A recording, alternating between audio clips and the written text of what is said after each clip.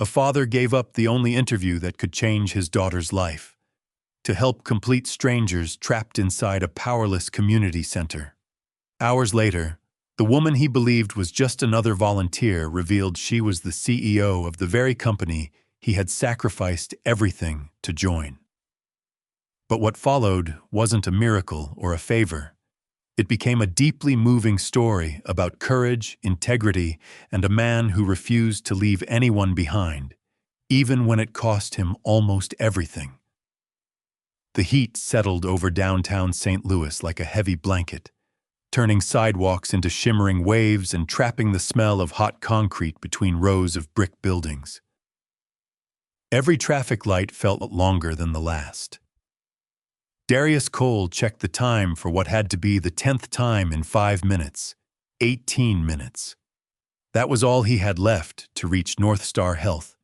He adjusted the sleeves of the charcoal suit he'd borrowed from a coworker, careful not to pull too hard on the loose stitching near one cuff. It wasn't new, and it wasn't tailored, but Kayla had smiled when she'd seen him wearing it that morning. "You look like somebody important," she'd whispered before school. He had laughed. "Maybe today I finally will." The memory stayed with him as he hurried across another intersection, leather shoes striking the pavement far faster than they had ever been meant to. His phone buzzed. Interview reminder, please arrive no later than 1 p.m. Candidates arriving late cannot be accommodated. Darius slipped the phone back into his pocket without answering. He already knew. For months he'd waited for this interview. Months of applications. Months of silence.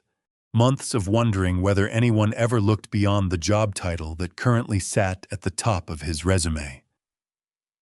A bus hissed to a stop beside him.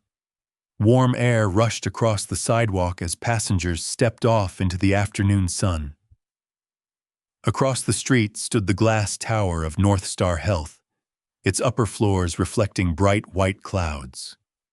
Just a few more blocks. His fingers brushed against the keys in his pocket. A small plastic whistle tapped softly against the metal. Orange. Bright enough that Kayla insisted nobody could ever lose it. "This way," she'd said that morning, clipping it onto his keyring before running toward her classroom. "If somebody ever needs help, you can blow it really loud." He'd smiled and promised not to lose it. The whistle clicked gently against his keys as he crossed another street. Then, the air changed. Not cooler. Stranger. A loud pop echoed from somewhere ahead, followed by the unmistakable hum of machinery grinding to a stop. Heads turned. An air conditioning unit outside a low brick community center suddenly went silent. Within seconds, the front doors burst open. Children cried. An elderly man stumbled onto the front steps, wiping sweat from his forehead. Someone inside shouted for water. Another voice yelled that the elevator wouldn't open. Darius slowed. The sign above the entrance read, "Riverside Neighborhood Center." People gathered near the sidewalk, looking inside but not moving. A woman in jeans and a light blue shirt stood at the doorway, trying to organize the growing confusion. She wasn't panicking. She pointed toward different hallways, counting people as they emerged. Then she spotted Darius. "You!" He instinctively looked behind him. "No, the gentleman in the suit." He stepped closer. "What happened?" "The power went out," she said, breathing hard but keeping her voice steady. "The backup system didn't start." Behind her, another child began crying. Somewhere deeper inside, someone banged repeatedly against metal. The woman glanced toward the hallway before looking back at Darius.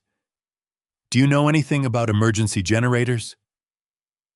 For a split second, he said nothing. His eyes followed the direction she'd been pointing. Dark hallways. No lights. No air moving. He caught the sharp smell of overheated wiring drifting through the open doorway. His phone vibrated again. North Star Health final arrival notice. He didn't even need to read the rest. Across the intersection, beyond a row of trees, he could still see the upper floors of the building where his interview waited. Close enough to imagine himself walking through those doors. Close enough to imagine Kayla smiling that evening over slices of warm apple pie. The woman interrupted his thoughts. "There are seniors upstairs." She lowered her voice. "And one man depends on an oxygen machine." The words landed heavily. Darius looked from her face to the community center, then back toward North Star's tower. His hand closed around the orange whistle, Kayla's tiny fingers clipping it onto his keys. If somebody ever needs help. Traffic rolled past behind him. His interview, his future, his promise to his daughter. Inside the building, another frightened voice called for help. Darius let out a slow breath. Without another word, he slipped off his suit jacket and folded it carefully over one arm. Then he walked past the woman and through the dark doorway, disappearing into the rising heat inside Riverside Neighborhood Center. While the clock kept counting down the last 18 minutes of the opportunity he had waited nearly a year to earn. Only hours earlier, the day had begun very differently. At 6:15 that morning, Darius Cole was already awake. The apartment was quiet except for the familiar hum of an aging refrigerator and the occasional rattle of pipes hidden behind the kitchen wall. His small two-bedroom unit sat on the third floor of a worn brick building in North St. Louis, where neighbors knew each other by first name and children still rode bicycles between parked cars after dinner. Darius stood over the stove flipping pancakes that weren't quite round. He smiled anyway. Kayla never complained. 9-year-old Kayla shuffled into the kitchen wearing mismatched socks and carrying a backpack nearly half her size. Her curls were still messy from sleep. "You made breakfast twice this week," she teased. "I figured I should impress my future employer." She giggled before stealing the smallest pancake from the plate. "You mean your future office?" "I'll settle for a desk."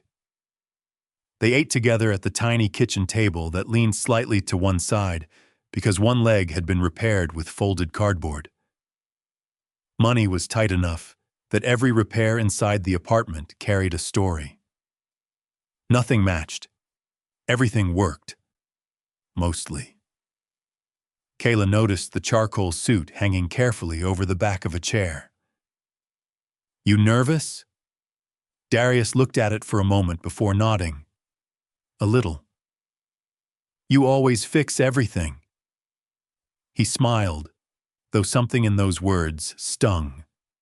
Not everything. 3 years had passed since cancer had taken Kayla's mother, Monica. He could repair broken wiring. He could rebuild an old furnace. He could coax another winter out of an air conditioner everyone else wanted to replace. But there were still things no hands could fix.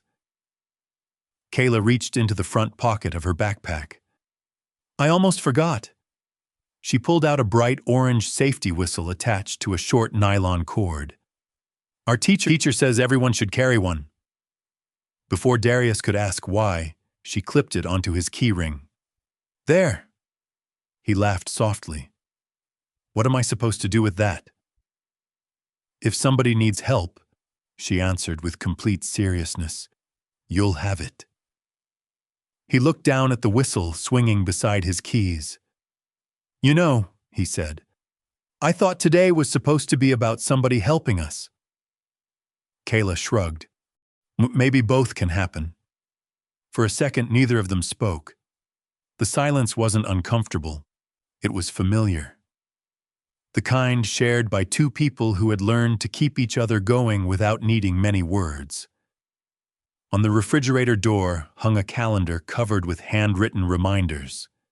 Rent, school supply payment, electric bill. One date had been circled 3 different times. North Star interview. Darius had stared at that circle every morning for nearly a month.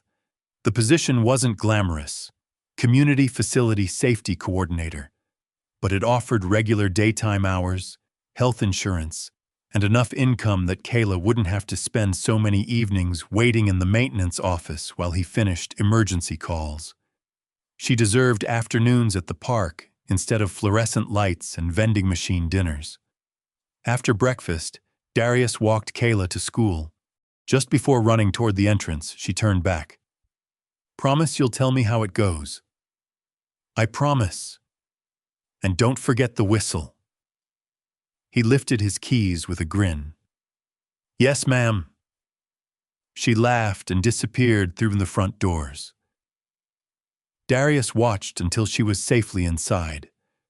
Only then did he allow himself to breathe. He had never admitted it aloud, but this interview frightened him more than any electrical panel or emergency repair ever had. Because if this chance disappeared, he didn't know when another one would come. He straightened the borrowed suit one last time and began walking toward the bus stop, unaware that before the afternoon was over, the promise he'd just made to Kayla would collide with another promise he never expected to make. To complete strangers. The interview waiting for him at North Star Health had almost never happened. 3 months earlier, Darius had submitted his application with the quiet hope of someone who had learned not to expect quick answers. He uploaded every certification he still held, listed 12 years of industrial electrical work, and carefully explained the 3-year gap in his career. He didn't mention the nights he slept in hospital chairs beside Monica. He didn't mention learning to braid Kayla's hair by watching online videos after his wife passed away. He simply wrote, "family caregiver," and hoped someone would understand. No one did, at least not at first. A hiring algorithm flagged his application before a human ever saw it. Advanced certification expired. Employment gap exceeds preferred limit. Application closed. That should have been the end of the story. But a week later, Megan Price was reviewing rejected applications while helping prepare for a staffing shortage. She had a habit that annoyed some of her coworkers. She actually read the notes. One sentence caught her attention. "Led emergency power restoration after electrical failure at Lincoln Elementary, preventing evacuation during winter temperatures."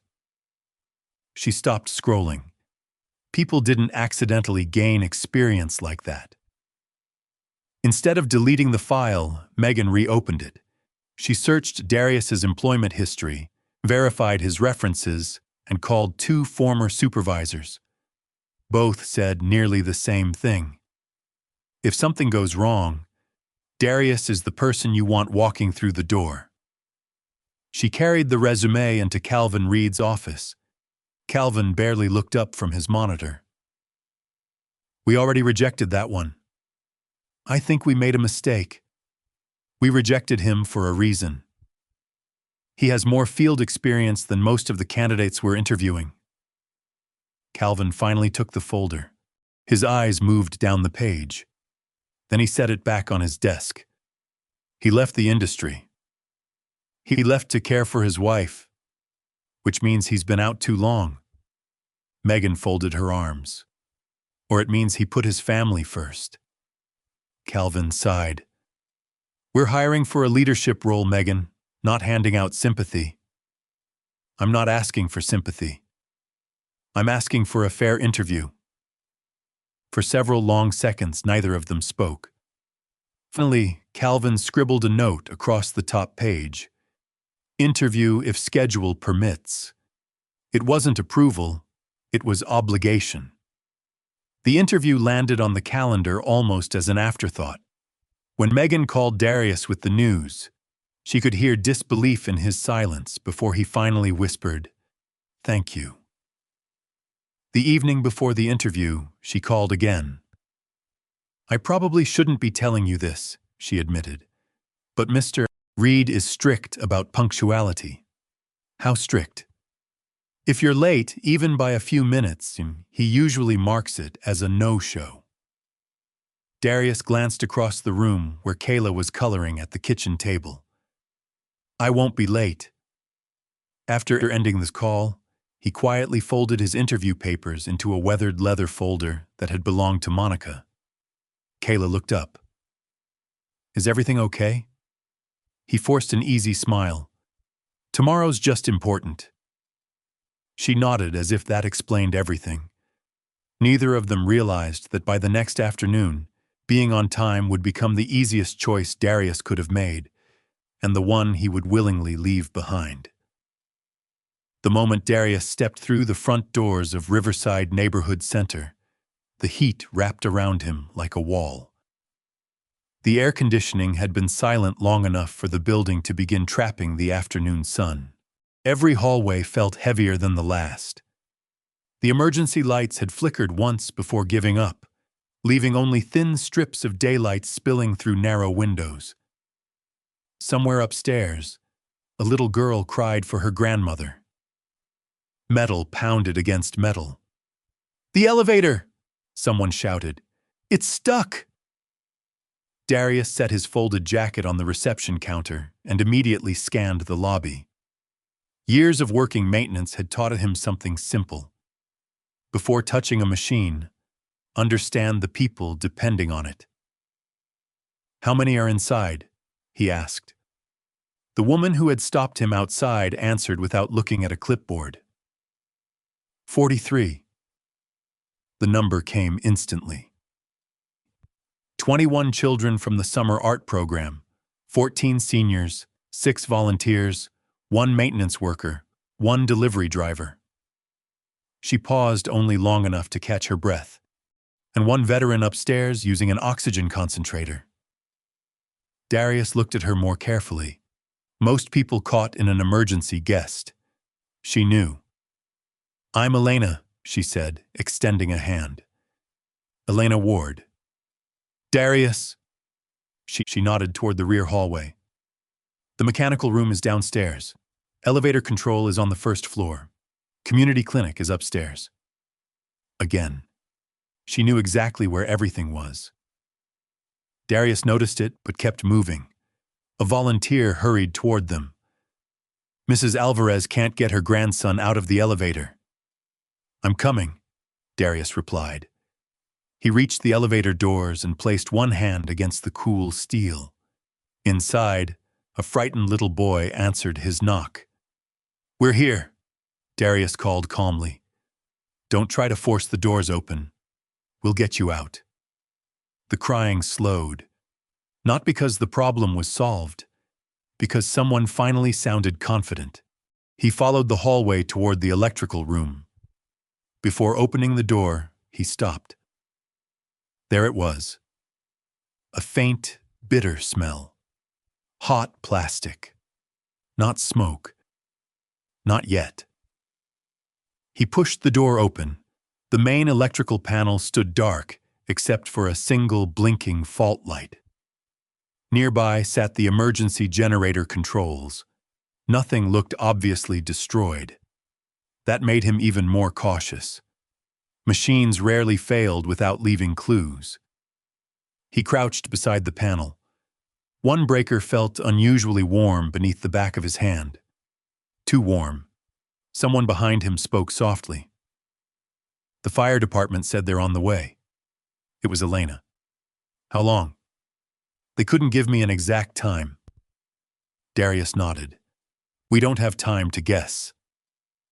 A loud cough echoed from upstairs. Another volunteer hurried down the staircase. "The gentleman with oxygen says his backup battery is almost empty." Darius closed his eyes for one brief second. No electricity. People trapped. Medical equipment losing power.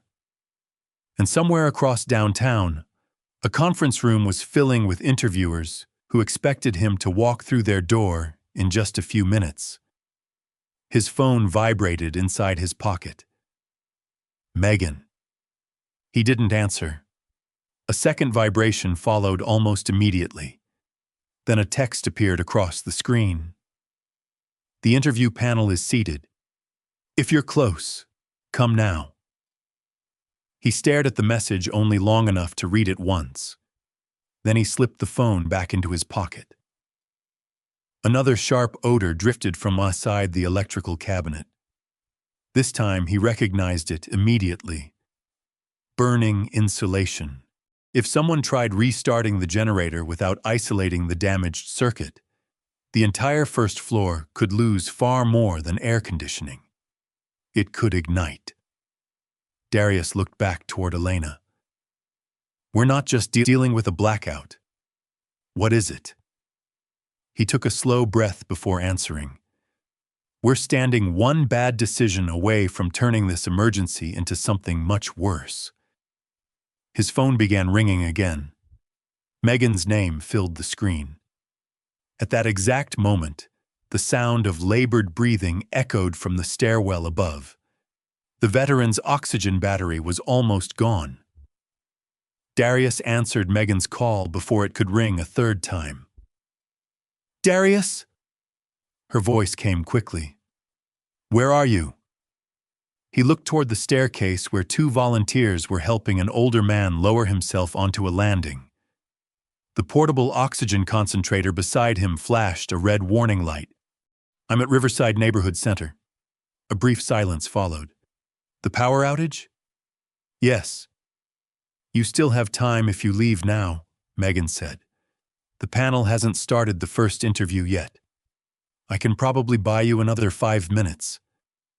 Darius closed his eyes. 5 minutes. 5 minutes could save his interview, or cost someone else's safety. The fire department is on the way, Megan continued. If you leave now, professionals will handle it. He looked around the lobby. A frightened mother was fanning her toddler with a folded coloring book. Two teenagers struggled to comfort children gathered against the wall. The elevator doors remained sealed shut. Above them, the oxygen alarm beeped again. The professionals weren't here. These people were. I'm sorry, he said quietly. Darius, I can't leave. You've waited months for this. I know. You may never get another interview. He swallowed before answering. I know that too. Another volunteer rushed downstairs. The gentleman upstairs is getting worse. Darius instinctively started toward the staircase. Megan's voice softened. If you walk away from this interview, Calvin won't reschedule. I understand. You'll probably be marked as a no-show. I understand. There was another long pause. Finally, Megan asked the question neither of them wanted answered. Are you sure? Darius watched the frightened faces filling the overheated building. Then he spoke with a calmness that surprised even himself. They're still here. 3 simple words. No speech. No attempt to sound heroic. Just the truth. He ended the call. For a moment he stood completely still, allowing himself exactly one deep breath. Then he turned toward the electrical room. If anyone goes inside here, he called, I need everyone else to stay out until I know what's failed. Elena stepped beside him immediately. What do you need? Someone counting people. I'm already doing that. I noticed. For the first time, the corner of her mouth lifted slightly. What else? Water moving upstairs. She nodded. I'll organize volunteers. And nobody touches that generator until I say so. You think it's dangerous? I know it is. Darius removed the metal cover from the electrical panel with slow, practiced movements. Heat rolled out immediately. One cable showed signs of overheating, not enough to burn openly, enough to become deadly if overloaded. Then something caught his attention. A bright inspection sticker sat neatly across the side of the control cabinet. The date was recent, only 6 weeks old. He leaned closer. The adhesive was clean. Too clean. The surrounding metal carried months of dust, yet the sticker looked as though it had been placed there yesterday. His eyes moved lower. Maintenance signatures, serial numbers. Everything appeared official. Everything except the equipment itself. The emergency transfer switch showed obvious wear that no technician would have ignored during a real inspection. Darius gently touched one connection. The screw shifted beneath his fingers. Loose. Dangerously loose. He looked back at the inspection label. Something wasn't right. Someone had certified equipment that clearly hadn't been serviced. This wasn't simply an unfortunate power failure. Someone had signed their name to work that had never been done. Behind him, Elena noticed his expression. "What is it?" Darius didn't answer immediately. He kept staring at the inspection sticker as dozens of quiet questions began fitting together inside his mind. Finally, he spoke. "This building didn't fail today." He looked back at the dark hallway where frightened families waited in the growing heat. It was being allowed to fail for a long time. And now, before he could restore a single light, he first had to make sure that trusting the wrong inspection wouldn't turn the entire first floor into a fire hazard. Darius stepped away from the electrical panel and looked at the growing crowd. "Everyone, I need your attention." The conversation stopped almost instantly. His voice wasn't loud. It was steady. "We're going to move one group at a time.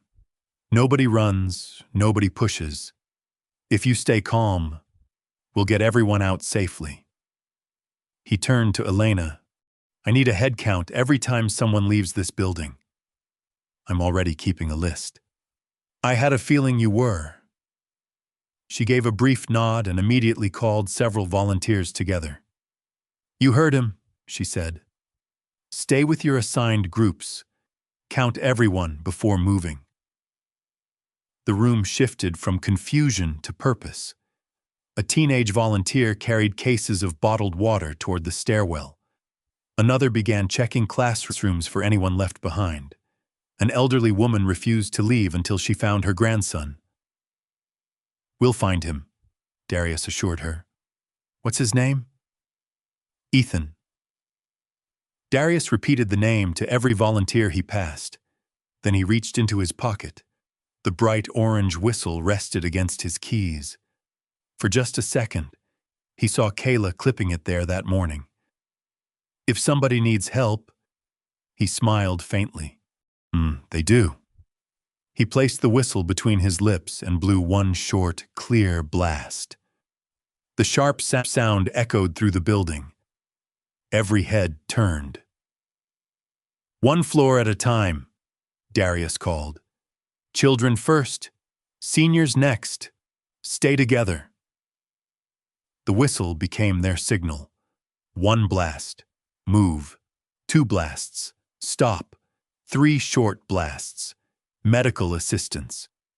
Within minutes, the frightened crowd began flowing through the narrow hallways without panic.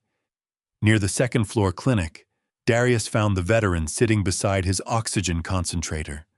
The battery indicator flashed red. "I'm Robert," the older man said between slow breaths.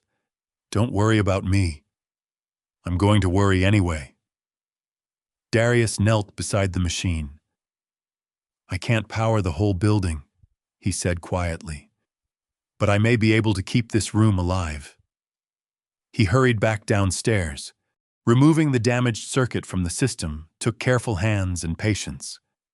One mistake could overload the emergency generator. He loosened the failed connection, isolated the burned section, and checked every breaker twice before touching the generator controls. Behind him, Elena watched silently. "You've done this before. For a long time. You don't seem nervous."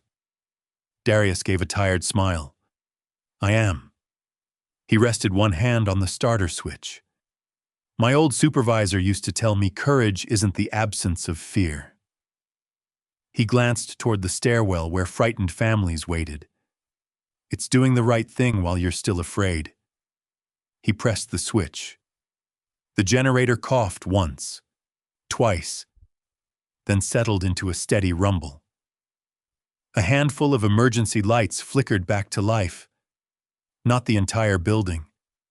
Only the circuits Darius had chosen. The upstairs clinic, the emergency hallway lighting, the outlet feeding Robert's oxygen concentrator. Nothing more. The air conditioner remained silent. The elevator stayed locked. But the medical equipment came back to life. A collective breath seemed to pass through the building. Moments later, the distant wail of fire engines echoed outside.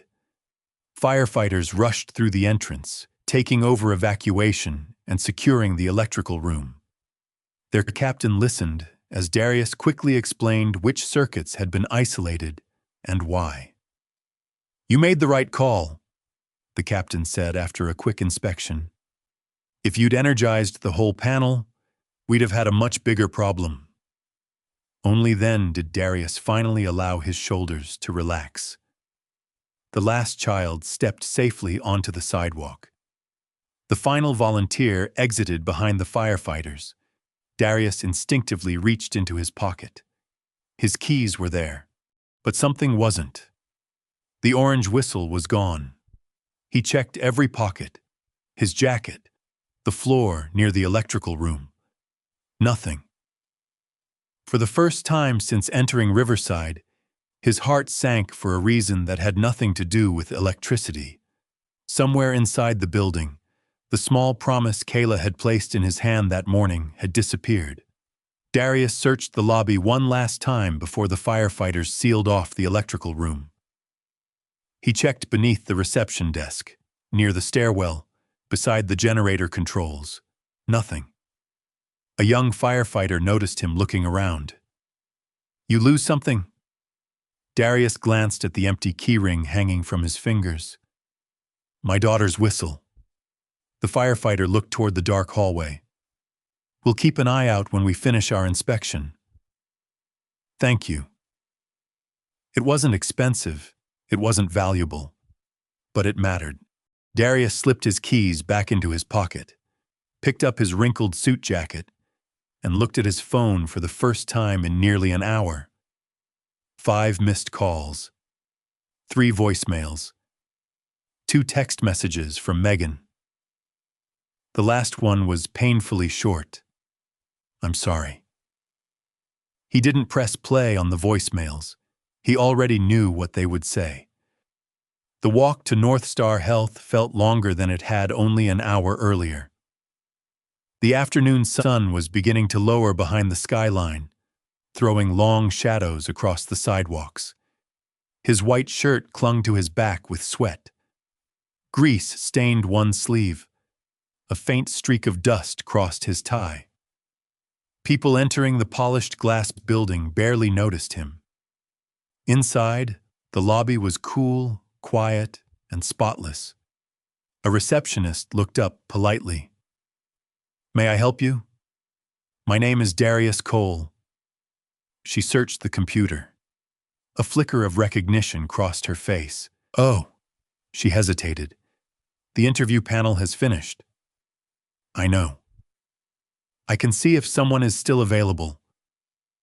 Before she could make the call, a familiar voice echoed from the hallway. "That won't be necessary." Calvin Reed walked into the lobby carrying a leather portfolio. He recognized Darius immediately. "You finally decided to show up. I'd like 5 minutes to explain." The interview schedule ended 43 minutes ago. "There was an emergency at Riverside Neighborhood Center." "I heard." Calvin's expression didn't change. So did everyone else. Darius waited. Nothing. No question. No curiosity. No interest in what had happened. "I stayed because people needed help." Calvin adjusted the papers in his portfolio, and every other applicant managed to arrive on time. They weren't standing inside that building. The reason doesn't change the outcome. Darius took a slow breath. I'm not asking for special treatment. Good. Only the opportunity to be evaluated. You already were. Calvin tapped the file in his hand. No show. The word landed harder than Darius expected. Not because it was unfair, because it erased everything that had happened that afternoon with a single line of text. Behind Calvin, Megan stepped into the hallway. Her eyes immediately found Darius. She had obviously been waiting. Mr. Reed, she began carefully. There was a verified emergency response. We received notification. Calvin cut her off. Our hiring policy is clear. He wasn't absent without reason. Our hiring policy is still clear. Megan lowered her voice. At least read the incident report. I've already made my decision. As Calvin turned away, a notification flashed briefly across the monitor on the receptionist's desk.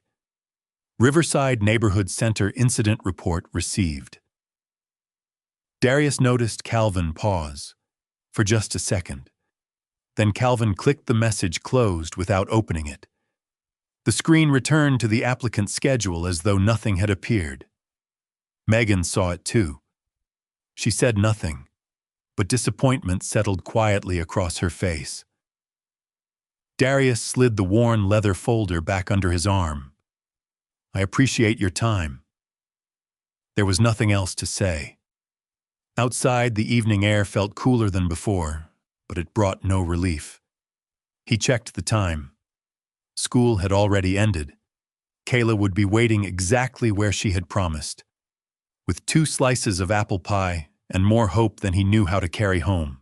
He started walking, wondering how he could explain losing both the interview and the orange whistle, without letting his daughter believe that doing the right thing had cost them everything. By the time Darius reached Lincoln Elementary, the school parking lot was nearly empty.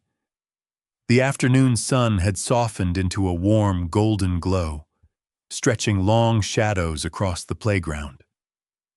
Near the front office, beneath an old maple tree, Kayla sat alone on a wooden bench. A white bakery box rested carefully beside her.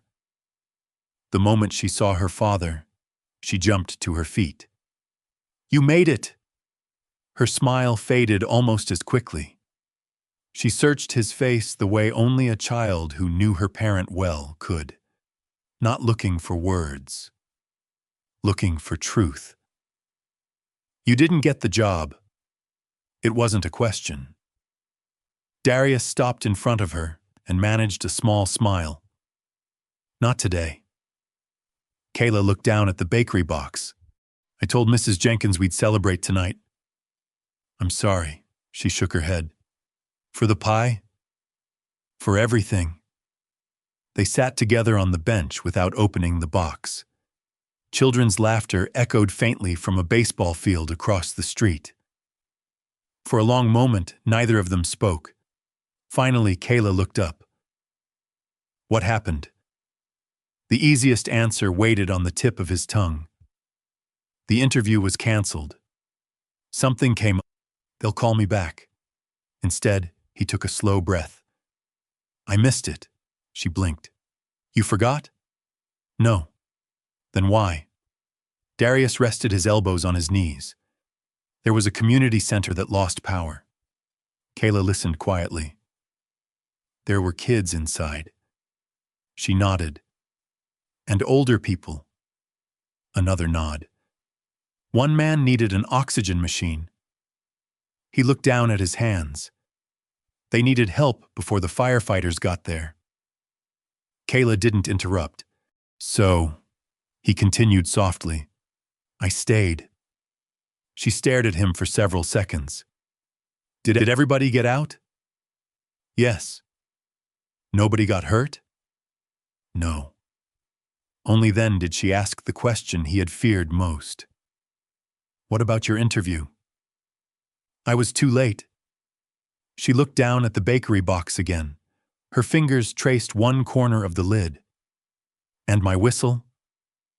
The words hurt more than anything Calvin Reed had said. Darius slowly opened his hand, revealing only the keys. I'm sorry, sweetheart. I lost it. She didn't answer immediately. Instead, she leaned against his shoulder. I liked that whistle. I know. I wanted you to keep it. I wanted that too.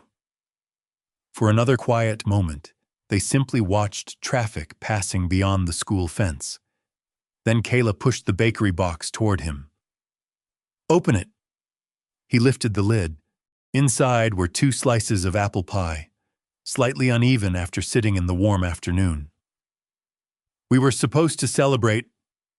Darius smiled sadly. I don't think there's much to celebrate.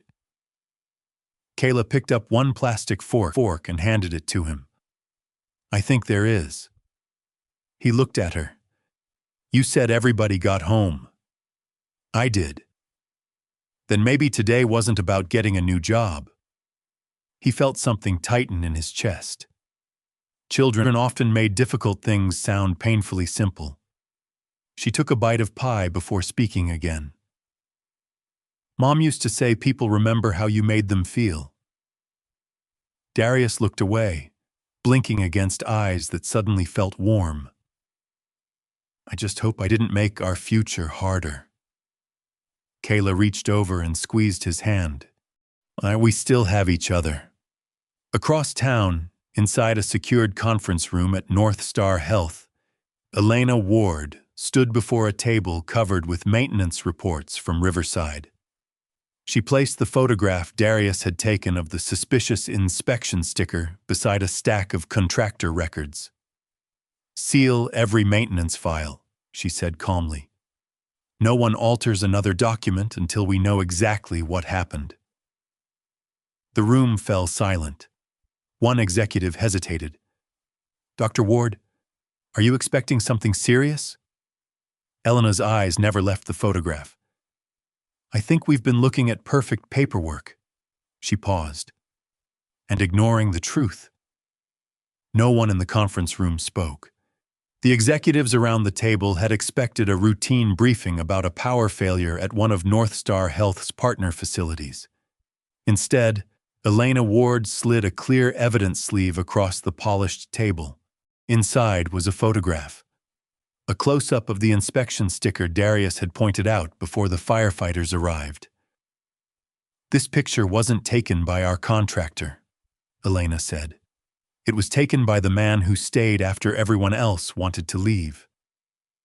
The facility operations director adjusted his glasses. Who is he? A maintenance technician. He works for Riverside? No. She answered so quickly that several people looked up. He was on his way somewhere else. Elena opened another folder. Inside were photographs from the fire department. Children standing safely outside. Volunteers distributing bottled water. Firefighters inspecting the electrical room. In 3 separate images, Darius appeared in the background, never posing, never looking at the camera. Always helping someone else. He isolated the damaged circuit before restarting emergency power. Elena continued. He restored electricity only to critical medical equipment. She pointed to another photograph. He documented the inspection label before anyone touched the panel. The room remained silent. Finally, someone asked, "How do we know he made the right decisions?" Elena looked toward the fire marshal seated near the end of the table. The marshal opened his notebook.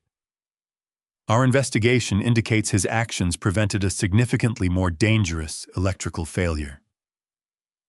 Another executive leaned forward. So whoever this man is, he understood exactly what he was doing, the marshal replied. Elena closed the folder. Then I want every maintenance record for Riverside. Within minutes, electronic files began appearing on the large conference screen.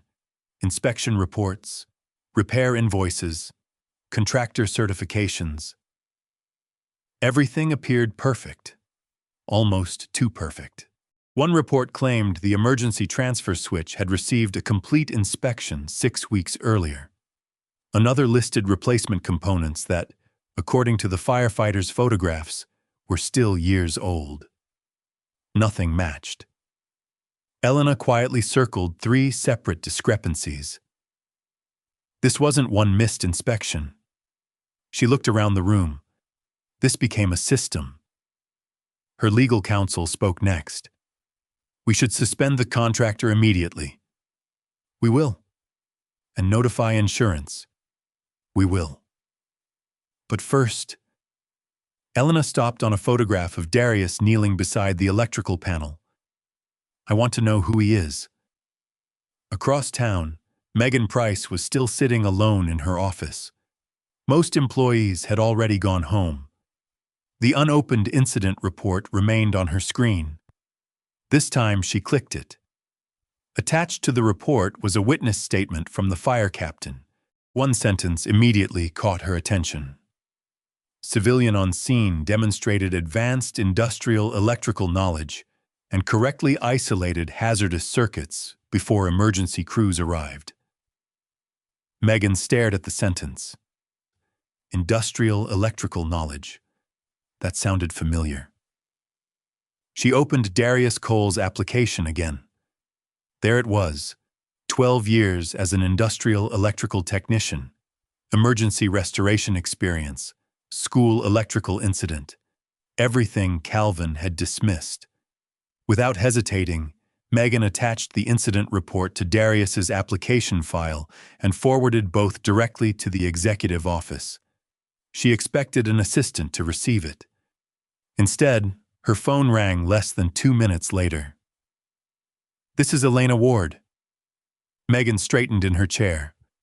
I've just reviewed the applicant file you sent. Yes, ma'am. Why wasn't this candidate interviewed? Megan hesitated only briefly. He arrived after the scheduled time. And why? He stayed at Riverside. Another short silence followed. Then Elena asked a question Megan hadn't expected. Did he mention any of this himself? No. Did he ask anyone to excuse his absence? No. Did he request special consideration? No. Elena looked down at the bottom of Darius's application. Weeks earlier, during a random audit of rejected candidates, she had handwritten one note in blue ink before returning the file to Human Resources. Don't hire by keywords alone. Verify real capability. She had almost forgotten writing it. Now the words stared back at her. She reached for her phone. Find Mr. Darius Cole. Tonight? Tonight. At that very moment, several miles away, Darius stood on the roof of his apartment building, replacing a failing air conditioning filter for an elderly neighbor. His phone vibrated inside his pocket. He wiped his hands on a rag before pulling it out. The caller ID read, Dr. Elena Ward, CEO, North Star Health. He froze. The name belonged to the woman from Riverside. The woman who had somehow known every hallway, every patient, and every room inside that building. For several seconds, Darius simply stared at the screen. The phone vibrated one last time before the call went to voicemail. He stood on the apartment rooftop with one hand still resting on the air conditioning unit he had just repaired. His elderly neighbor, Mrs. Franklin, opened the rooftop door. Everything working again? Darius nodded. It should keep your apartment cool now. She smiled warmly. I knew you'd fix it. He forced a smile in return before looking back at his phone. Without thinking any further, he returned the call. It connected after a single ring. Mr. Cole. Her voice was calm, exactly as he remembered it inside Riverside. This is Darius. Thank you for calling back. There was no dramatic pause, no congratulations, no mention of gratitude, only quiet professionalism. I'd like to meet with you tomorrow morning, Elena said. If this is about Riverside, I'm happy to answer questions. It is. And if this is about the interview, she interrupted him gently. It isn't. That answer surprised him more than anything else. The next morning, Darius walked into North Star Health once again. This time, he wasn't led toward the Human Resources Department. Instead, an assistant escorted him to a modest conference room overlooking the city. Elena was already there. She wore a navy business suit instead of jeans, her name displayed on a small plaque at the table. Dr. Elena Ward, Chief Executive Officer Darius, wasn't shocked anymore. The phone call had prepared him. Still, seeing the title made Riverside feel strangely distant, as though it had happened in another world. Elena stood and shook his hand. Thank you for coming. You wanted answers? I did. She opened a folder. Inside were photographs from Riverside. She slid the first one across the table.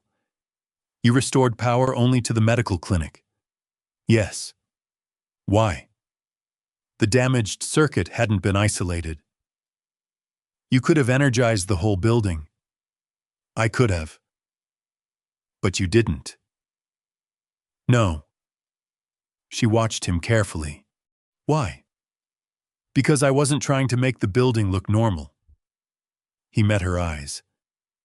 I was trying to keep people alive. Elena nodded once before placing another photograph on the table. The inspection sticker. You photographed it. I did. Why? Because if someone replaced it before investigators arrived, nobody would believe what I found. She leaned back. And what did you find? A system that was signed off without being properly maintained. The room fell silent. Then Darius asked his own question. Why were you there? Elena looked out the window for a moment before answering. Riverside Neighborhood Center was named after my mother. He said nothing. She believed healthcare should begin long before someone reaches a hospital. Elena folded her hands. I've suspected for months that reports from several community facilities were unusually perfect. So you visited without announcing yourself? Yes. I wanted to see what happened when nobody expected the CEO. Darius gave a small nod. Now you know. I do. She closed the folder. Mr. Cole, yesterday you demonstrated remarkable technical judgment. He waited. But I'm not offering you a job because you rescued people. Again, he waited. I don't reward luck. I wouldn't accept that. Their eyes met. For the first time since entering the room, Elena smiled. I thought you might say that. She slid one final document across the table. This is an independent field assessment. Darius glanced down. Real emergency scenarios, equipment evaluations, safety planning, technical interviews, anonymous evaluators. No mention of Riverside. No mention of Elena. No special treatment. If you complete this successfully, Elena said, your performance alone will determine whether North Star hires you. Darius slowly closed the folder. Then, to Elena's surprise, he pushed it back across the table. I can't. She frowned. May I ask why? He spoke quietly, choosing every word with care. Because yesterday my daughter watched me lose a job after helping strangers. He looked directly at Elena. If I accept an opportunity simply because one of those strangers happens to be the CEO, he paused, I'll teach her the wrong lesson. The room became perfectly still. For the second time in 2 days, Elena found herself looking at a man who refused the easiest answer. And for the second time, she realized his integrity might be even rarer than his skill. She didn't try to persuade him. Instead, she slowly pulled the assessment folder back toward herself. I respect your answer, she said. Darius stood, assuming the meeting was over. Then Elena reached into another folder. There is one thing I'd like you to see before you leave. She handed him a sealed envelope. Inside was a written proposal. Not an offer of employment, not a contract, a guarantee. The assessment would be conducted by an independent evaluation team with no connection to human resources. Every candidate would receive the same scenarios. Every score would be anonymous. Every evaluator would sign their findings. At the bottom of the page was one additional paragraph. North Star Health agrees that Mr. Darius Cole's story, likeness, photographs, or actions at Riverside Neighborhood Center will not be used for advertising, public relations, fundraising, or promotional purposes without his written consent. Darius looked up. You added this? I did. I don't want to become the company's feel-good story. I know. She folded her hands. I want you to become the person helping us prevent the next Riverside. Before he could answer, another executive entered quietly and handed Elena a tablet. She read for only a few seconds. The contractor responsible for Riverside has been suspended. She looked toward Darius. We've also ordered inspections at every community facility managed under the same maintenance program. Darius nodded once. That's a start. It isn't enough. No. It won't be. She tapped another file resting beside her. An internal review has also begun. Of what? Our hiring process. She didn't mention Calvin by name. She didn't have to. Meanwhile, across the building, Calvin Reed sat alone in a conference room answering questions from North Star's compliance office. One investigator rotated a computer monitor toward him. On the screen was the time-stamped email Megan had sent before the interview ended. Attached beneath it was the Riverside Incident Report. You close this without opening it? The investigator asked. Calvin hesitated. I believed the interview schedule had already concluded. That wasn't the question. The room fell silent. Later that afternoon, Megan met Darius at a small neighborhood diner halfway between North Star and Kayla's school. She slid his worn leather folder across the table. I thought you should have this back. He smiled. I figured it was gone. So did I. She stirred her coffee before speaking again. I spent all night thinking about Riverside. So did I. You know, she said quietly, people like you usually end up fixing problems after somebody in an office creates them. Darius laughed softly. I've noticed. She became serious again. The people making those decisions need someone who actually understands the buildings. He looked out the diner window. Children were walking home from school with oversized backpacks. He imagined Kayla among them. I don't need a title, he said. I need the chance to keep people safe. Then don't walk away. That evening, Kayla sat at the kitchen table finishing her homework when Darius told her about the meeting. So, the lady from Riverside is really the boss? She is. And she still wants you to take the test? Yes. Kayla thought for a moment. Are you going to? I haven't decided. She set down her pencil. Daddy? Yeah? If they finally listen... She smiled gently. Make sure you tell them everything. He looked at his daughter for a long moment. Not because she had solved the problem, because she had reminded him why it mattered. The next morning, Darius called Elena. I'll take the assessment. I'm glad. But I have one condition. I'm listening. If I see something that's broken, whether it's a machine, a policy, or the way people are treated, I get to say so. There was no hesitation on the other end of the line. You have my word. 3 days later, Darius walked into the assessment center. The final scenario was waiting. As he unfolded the emergency response packet, his eyes stopped on the evacuation plan. Within seconds, he saw what everyone else had missed. The entire exercise protected the building, but it forgot the patients who couldn't walk down the stairs. Darius looked up from the assessment packet. 4 evaluators sat quietly behind a glass wall, taking notes without speaking. A digital clock on the wall continued counting down. He set his pen on the table. I have a question. One evaluator answered, You may ask for clarification. I don't need clarification. He turned the evacuation diagram toward them. I need to know whether this omission is intentional. The evaluator remained neutral.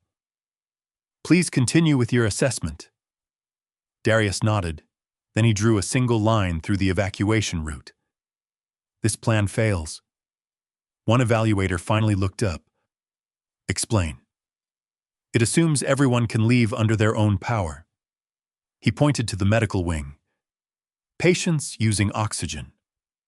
Another mark. Wheelchair users. Another. People recovering from surgery.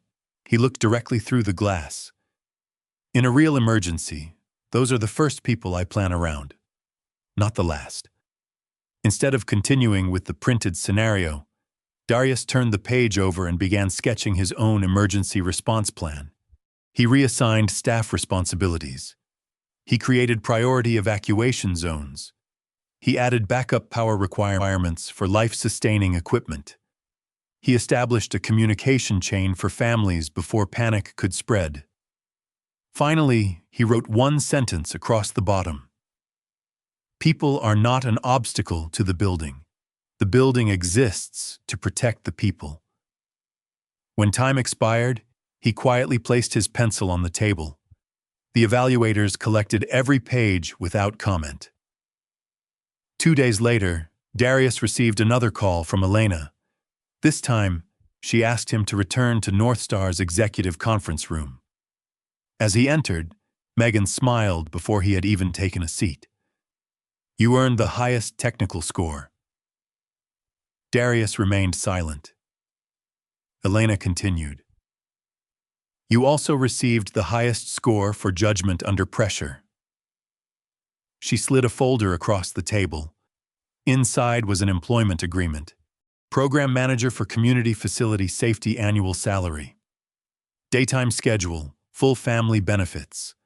Authority to oversee safety standards across North Star's community facilities. Darius looked at the final page before gently closing the folder. I have one question. Elena smiled. I thought you might. Will my recommendations actually change anything? Instead of answering herself, Elena pressed a button on the conference room screen. A presentation appeared. Immediate policy changes, independent inspections replacing self-certified reports. Protected reporting procedures for employees raising safety concerns. Mandatory emergency planning for medically vulnerable occupants. A new certification pathway allowing experienced workers who had left the industry to care for family members to renew their qualifications without starting over. This begins next month, Elena said. It begins because one person reminded us that experience isn't measured by perfect paperwork. Across the room, another door opened. Calvin Reed entered quietly. He looked older than Darius remembered. Not defeated, humbled. He carried Darius's original application folder. I owe you an apology. Darius listened without interrupting. I dismissed your experience before I understood it. Calvin placed the folder on the table. I also failed to review information that should have been considered. He turned toward Megan. And I failed you as well. He nodded once. The review committee has required me to complete additional oversight training, and every applicant I previously rejected under similar circumstances will receive an independent review. It wasn't a dramatic speech. It wasn't immediate forgiveness. It was accountability. Months later, Riverside Neighborhood Center reopened. Children once again filled the classrooms with laughter. The electrical system had been completely rebuilt. Emergency procedures were posted throughout the building. On the lobby wall hung a small shadow box. Inside rested a bright orange whistle.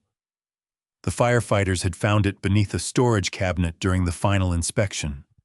A simple brass plaque beneath it read, "One calm decision protected an entire community." Kayla reached for her father's hand. "Do you miss carrying it?" Darius smiled. "A little." She looked around the busy community center. "I think it belongs here now." He nodded. "So do I." As the afternoon sun settled over St. Louis, father and daughter climbed aboard their usual city bus. Between them sat a warm box of fresh apple pie. This time, they didn't save it for a celebration. They had already found one. Not because Darius had rescued a CEO, not because he had finally received the job he deserved, but because he had proven that true leadership begins the moment someone chooses not to leave another person behind. And that was a lesson worth carrying home. When Kayla looked at the orange whistle displayed inside Riverside Neighborhood Center and quietly said, "I think it belongs here now," she understood something many adults spend a lifetime learning. In that moment, Darius didn't just gain a new career. He gave his daughter a reason to believe that doing the right thing is never something you'll regret. This story reminds us that one moment of courage can change an entire life. Darius didn't know who Elena was when he chose to stay. He simply chose the harder path because someone needed him. And that single decision opened a door no shortcut ever could. The next time life asks you to choose between what's easy and what's right, remember what Darius did. You may never know whose future you're protecting, or how one honest decision could quietly reshape your own. If this story stayed with you, comment 1 below. And tell me this: would you have stayed to help the people inside Riverside, even if it meant losing the opportunity you'd waited for all year? I'd truly love to read your thoughts. And before you go, there's another unforgettable story waiting for you. One that begins with an ordinary choice and ends in a way no one could ever see coming.